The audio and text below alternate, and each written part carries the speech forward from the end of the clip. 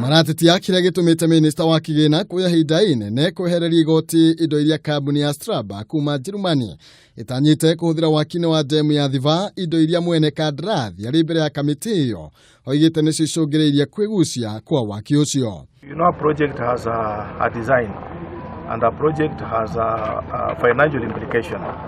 For the purpose of the project that's going on is for irrigation. But we have also sought that the NIB should now prepare another request to the government to make sure that the locals can also get water. We have learned that there is no water supply to the local domestic consumption, and we have asked NIB, who are here with us, to make that proposal to the government. Oho nĩ mendekithĩtie mathenya marĩa matigarĩte maruti a wĩra kũheo andũ kuma gũkũ bũrũri-inĩ no ti kuma mabũrũri ma nanja. This is a Kenyan project.